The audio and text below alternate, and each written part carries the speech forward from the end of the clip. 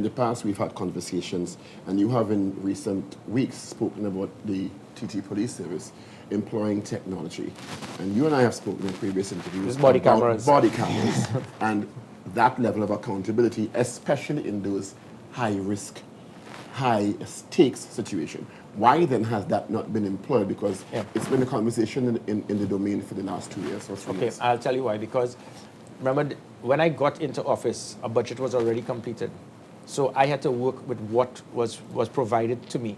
I was working, it was very difficult. I was able to get a lot of things done as it pertains to the body cameras, so there was not budget allocation for the body cameras, as simple as that. Having said that, there would be, that has already been approved. I have that set in the next fiscal year. But prior to this, I want to clarify the concept of the body cameras. A body camera on a police officer, it is very difficult for you to, if I have a police officer in a vehicle and I have a body camera, think of somebody with a holding a phone and he's involved in confrontation. The movement and all that, it is very difficult to pick up much with a body camera. There's more benefit. Works in other jurisdictions? No, it works in jurisdictions pertaining to police officers involved in abuse of authority by how they are beating someone. I'm talking about a firefight.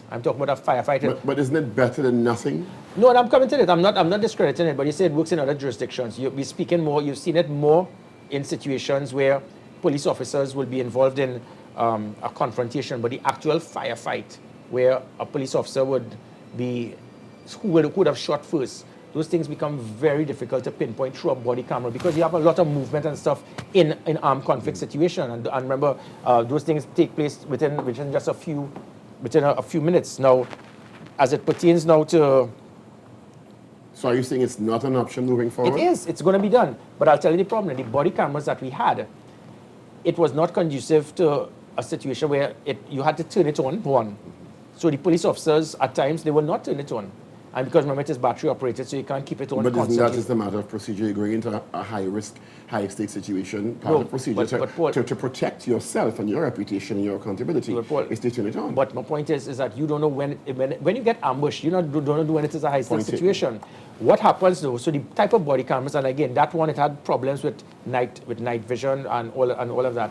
What we have is I'm getting the body cameras that when the weapon is drawn, it automatically triggers. Because I'm telling you, if I am in a patrol and I get under fire, the last thing I'm going to remember in my standard operation procedure is to press a body camera.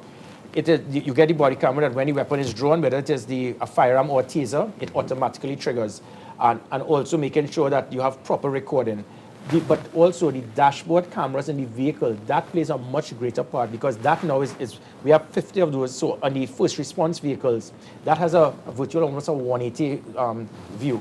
So you can see things in real time back at an operational command center. So these things would be done, and the body cameras, I give the assurance that is going to be part of it to assist us in making sure that there's a degree of accountability. And I'm doing that not so much to defend, it is more to explain and to show the fact that the police officers, they were in their right. So I'm doing this to ensure, because on most occasions, I'm not saying that every occasion there's armed conflict between police officers, the police would always be right. But what I have noticed is that on most occasions, on every occasion when there's armed conflict, the front page will always say that the police were wrong. But it's also a matter of digital accountability to exonerate the officers that followed the procedure and also those who did not to hold them to account. Yeah, but the 50 that we have, the body cameras we have, it is just not capable to do exactly what is required. It is still there, it is still being used. I intend to have body cameras for all police officers, especially those as first responders. Download the Izzso app now for up-to-the-minute news and exclusive news content, and visit our website, Izzso.com. Izzso, news travels fast.